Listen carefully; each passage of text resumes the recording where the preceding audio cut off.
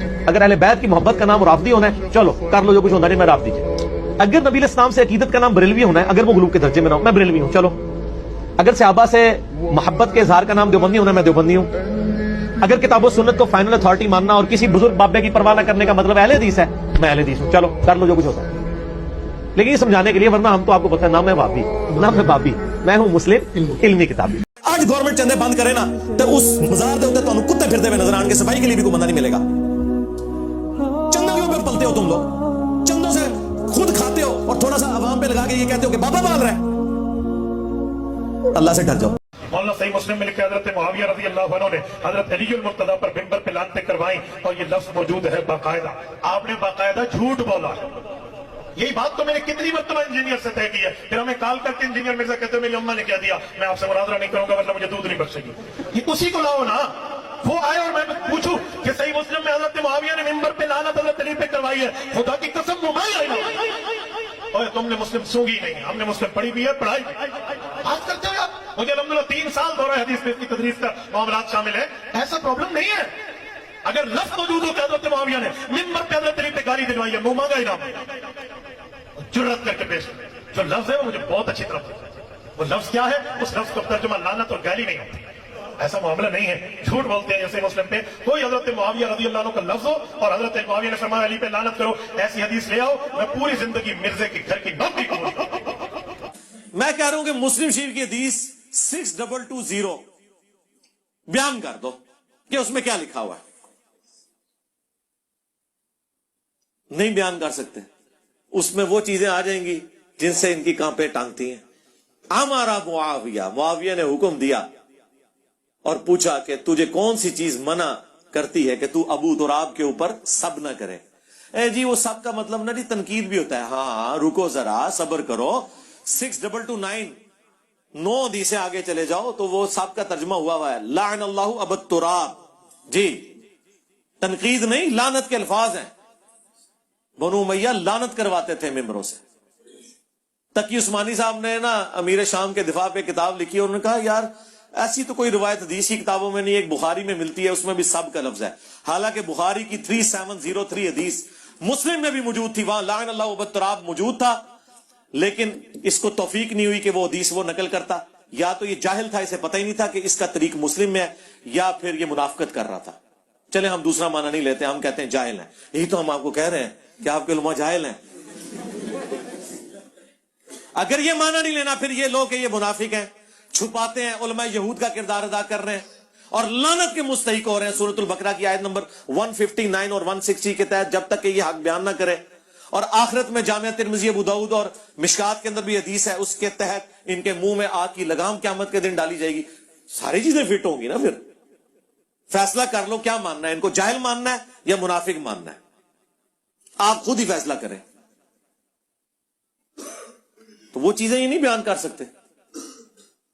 سعد ابن ابی وقاص نے کہا میں کبھی بھی علی کو برا نہیں کہوں گا، 3 باتیں ایسی میں نے سن رکھی ہیں، مجھے ایک بھی مل جاتی سرخ اونٹوں سے بہتر تھا۔ سن معاویہ، جب غزوہ تبوک کا موقع آیا، نبی علیہ السلام نے فرمایا کہ علی کی میرے ساتھ وہی نسبت ہے جو ہارون کی موسیٰ کے ساتھ، مگر میرے بعد کوئی نبی نہیں، کیونکہ رسول اللہ چھوڑ کے جا رہے تھے، حضرت علی رو پڑے، پہلا اور آخری موقع تھا کہ آپ جنگ میں ساتھ نہیں جا رہے تھے، حضور نے آپ کی تسلی کے لیے فرمایا۔ دوسرا موقع خیبر کے موقع پہ فرمایا کہ اس شخص کے ہاتھ میں جھنڈا دوں گا جو اللہ اور اس کے رسول سے محبت کرتا ہے، اور اس سے بڑھ کر اللہ اور اس کا رسول اس سے محبت کرتے ہیں۔ ہم پوری رات اس خوشی میں سوئے نہیں کہ کون وہ خوش نصیب ہوگا، اور صبح مولا علی کو حضور نے بلا کے وہ جھنڈا دیا۔ اور مسلم شریف میں تو الفاظ ہیں، حضرت عمر کہتے ہیں مجھے کبھی زندگی میں عمارت کی خواہش نہیں ہوئی تھی سوائے اس دن کے کہ وہ جھنڈا مجھے مل جاتا، جی۔ اور تیسرا موقع جب نجران کے عیسائی آئے اور سورہ آل عمران کی آیت نمبر 61 آیت مباہلہ نازل ہوئی، نبی علیہ السلام کو حکم دیا گیا اپنے بیٹوں کو لے آؤ، اپنے گھر والوں کو لے آؤ، عورتوں کو لے آؤ، خود بھی آ جاؤ، اور اوپن میدان میں جو ہے وہ اللہ کے حضور گڑ گڑاتے ہیں، تو رسول اللہ سیدنا علی، حسن، حسین، سیدہ فاطمہ کو لے کر آئے اور عرض کی اللہم ہؤلاء اہل بیتی، اے اللہ یہ میرے اہل البیت ہیں۔ حالانکہ حضور کی 9 بیویاں تھیں اس وقت، کسی کو نہیں ساتھ لے کے آئے. اس میں تو تھا عورتوں کو بھی لے آؤ, سیدہ فاطمہ کو لے کے آئے, اسپیشل پروٹوکول دیا. یہ 3 فضائل ہیں جس کی وجہ سے میں کبھی علی کو برا نہیں کہوں گا. اور ابن ماجہ میں تو آگے 4تھی فضیلت بھی آئی ہے, من کنت مولا فہذا علی مولا. غدیر خم کا بھی ذکر کیا. اور یہ سیم سند مسلم شریف کی سنن نسائی الکبریٰ کے اندر خصائص علی والے چیپٹر میں موجود ہے. اس میں سعد ابن ابی وقاص کا بیٹا آگے کہتا ہے کہ جتنے دن معاویہ پھر مدینہ شریف رہے, حضرت علی کی تنقیص کا ایک جملہ بھی اپنی زبان سے نہیں نکالا. ایسی ڈانٹ پلائی میرے باپ نے. لہذا امام نووی نے جو کہانی کرائی تھی نا کہ وہ فضیلت سننا چاہ رہے تھے کہ باقی لوگ تو گالیاں دیتے ہیں, آپ مجھے کوئی حضرت علی کے فضائل سنائے میں ان کو قائل کروں. کڈی دور دی کہانی. اور نووی 800 سال پہلے فوت ہو چکا ہے. اس کا حال یہ ہے حدیث کی شناسائی کا کہ وہ کہہ رہا فضیلت سننا چاہ رہے تھے. کاش وہ حدیث پڑھ لیتا سنن نسائی الکبریٰ کے اندر, پتہ چل جاتا. اس کو بھی یا پتہ نہیں چلا تو یا جان بوجھ کے اس نے کیا. ان نووی کا حال ہے تو تسی تے آج کل دے مولویوں لے کے بیٹھے ہوئے ہو. کام شروع تو پیندا آیا بھائی. ہاں, جب 2 فرقے بن جائیں نا پھر کام ڈلنا شروع ہو جاتا ہے. یہ ذہن میں رکھیے گا. پھر آپ نے دوسرے کی غلطیاں بتانی ہے, اپنی غلطیوں کے اوپر پردہ ڈالنا ہے. یہ سمپل فارمولہ ہے. او جی نبی علیہ السلام نے فرمایا میرے صحابہ کو برا مت کہو. بالکل جی, ہم ہی تو اس حدیث پہ عمل کر رہے ہیں کہ جنہوں نے مولا علی پہ لعنتیں کروائی ہم ان کو بھی رضی اللہ عنہ کہہ رہے ہیں. ہم اسی پہ تو عمل کر رہے ہیں. تم تو یہ حدیث پوری نہیں بیان کر سکے. مسلم میں یہ پوری حدیث ہے 6488 کہ حضرت عبد الرحمن بن عوف کو گالی دے دی تھی حضرت خالد بن ولید نے. تو حضور نے کہا خالد تو میرے صحابہ کو برا مت کہو, اب تم احد پہاڑ کے برابر بھی سونا خیرات کر دو. میرے صحابی نے جو 1 مد 600 گرام آدھا کلو, اس کے آدھے کو بھی نہیں پہنچ سکتا. 7.5 کلومیٹر پہ پھیلا ہوا احد پہاڑ چٹیل, اس کے برابر سونا بھی کوئی خیرات کر دے, ایک صحابی کی اتنی سی گندم, اس کا مقابلہ نہیں ہو سکتا. سپر کمپیوٹر بھی فیل ہو جائے سونے کے اعتبار سے آپ کیلکولیٹ کریں. اس لیے میں نے کہا تھا کہ عمار ابن یاسر کو اگر کمپیئر کروائیں تو کروڑوں اربوں معاویہ اسٹیبل جتنی جگہ پہ پورے ہو جائیں گے سونے کی قیمت کو اگر آپ کیلکولیٹ کریں. احد پہاڑ کو تو آپ چھوڑ دیں, حضرت عمار کے مقابلے پہ, ہمارے مقابلے پہ نہیں بات ہو رہی. یہ تو سب سے پہلے حکم ہی ان لوگوں کا تھا. یہ بھی حدیث آدھی تم لوگوں نے بیان کی, پوری حدیث بیان نہیں کر سکے. یار اس پہ میں تو گھنٹوں بول سکتا ہوں. جمعے کی دوسری اذان امام صاحب کے سامنے کھڑے ہو کر دی جاتی ہے, کیا یہ ثابت ہے؟ جمعے کی جو دوسری اذان ہے نا وہ تو ویسے ہی ثابت کوئی نہیں ہے, بلکہ یہ جو دوسری اذان دی جا رہی ہوتی ہے نا اصل میں یہی ایک اذان ہے. جو پہلی اذان ہو رہی ہوتی ہے وہ فالتو ہے. صحیح بخاری میں موجود ہے حضرت عثمان غنی کے دور میں جمعے کی دوسری اذان شروع ہوئی تھی. اس میں لفظ تیسری کے, وہ تیسری سے مراد اقامت کو بھی بیچ میں جمع کرتے ہیں. پہلے ایک ہی اذان ہوتی تھی اور اس میں الفاظ ہیں کہ مدینے کے بازار میں جب آبادی بڑھ گئی تو بازار میں پیرلل میں حضرت عثمان نے دوسری اذان شروع کروائی تاکہ بازار والوں کو پتا چل جائے کہ جمعے کا ٹائم ہو چکا ہے. گھڑیاں تو نہیں ہوتی تھی, اذان کی آواز ہی ہوتی تھی.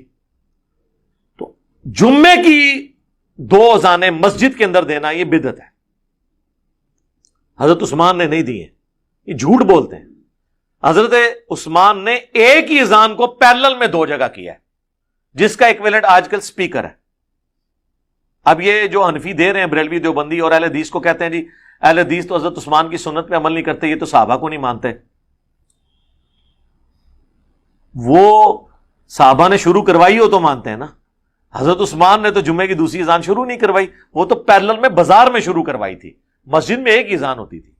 اور وہ اذان یہاں پہ وہ ہے جو خطیب کے سامنے وہ دیتے ہیں نا, وہ والی اذان. وہ اذان عربی کا, وہ جو امام عربی والا خطبہ شروع کرتا ہے اس سے پہلے ہوتی ہے. اصل اذان وہی ہے. جو 12:30 دے رہے ہوتے ہیں نا وہ اذان فالتو ہے ان کی, کیونکہ حنفیوں کا تو وہ کہتے ہیں نا اصل خطبہ اس وقت شروع ہوتا ہے. رہ گئے اہل حدیث, تو اہل حدیث چونکہ خطبہ سنت کے مطابق دیتے ہیں, دونوں خطبات کھڑے ہو کر اور عربی اور اردو کو مکس کر کے, کیونکہ خطبہ تذکیر ہے. اللہ کی حمد درود شریف آپ عربی میں اور باقی تقریر تو آپ اردو میں کریں گے. تو وہ تو آلریڈی جو اہل حدیث ممبر پہ بیٹھتے ہیں نا آ کے, وہ اسی وقت ہی وہ اپنی تقریر شروع کرتے ہیں. حنفی جو ہیں وہ پہلی تقریر وہ اضافی ایڈ کی ہوئی ہے، اور بعد میں عربی والا خطبہ کہتے ہیں، اصل خطبہ یہی ہے، اس لیے لوگ عربی کے خطبے میں ہی پہنچتے ہیں۔ تب انہوں نے خود کہا کہ اصل یہ ہے تو وہ پھر نقل تو نہیں سنتے۔ ہاں لیکن یہ یاد رکھیے گا، بخاری مسلم میں جو حدیث ہے نا کہ جو سب سے پہلے آتا ہے مسجد میں اسے اونٹ نہر کرنے کا ثواب، اس کے بعد جو آتا ہے گائے ذبح کرنے کا، اس کے بعد بھیڑ بکری، پھر مرغی ذبح کرنے، اور پھر انڈا صدقہ کرنے کا۔ اس میں الفاظ ہیں جب خطیب ممبر پہ بیٹھ جاتا ہے تو فرشتے رجسٹر بند کر دیتے ہیں اور وہ ذکر سنتے ہیں، یعنی خطیب کی باتیں، بشرطے کہ کہانیاں نہ ہوں۔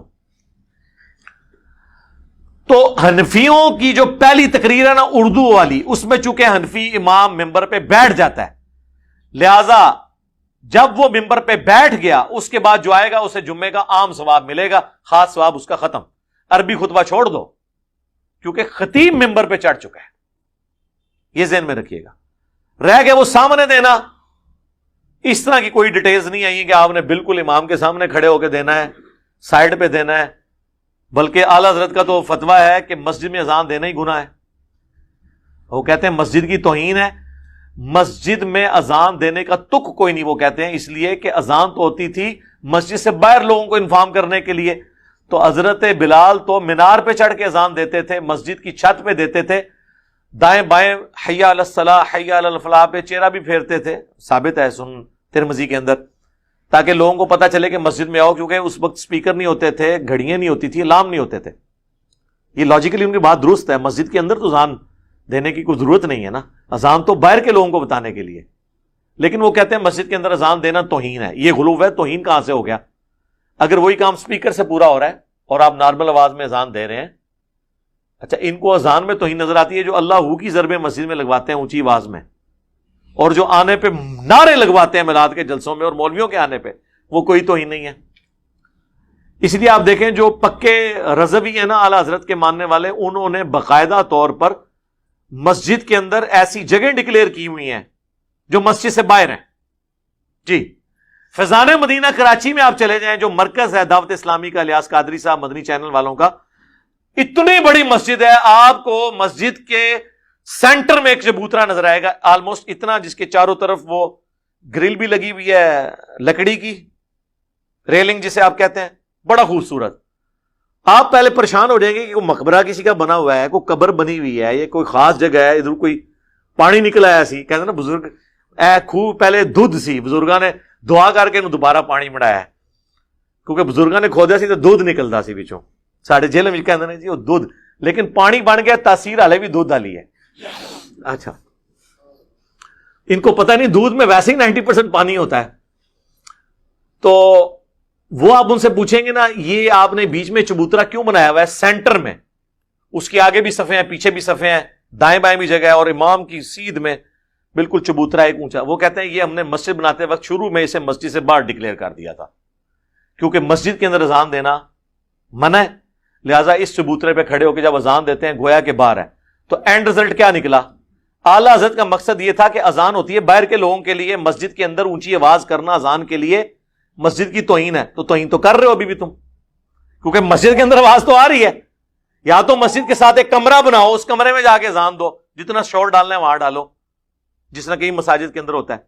تو لہٰذا یہ چبوترا ہٹائیں جی، اس سے کوئی فائدہ نہیں ہوا چبوترے سے۔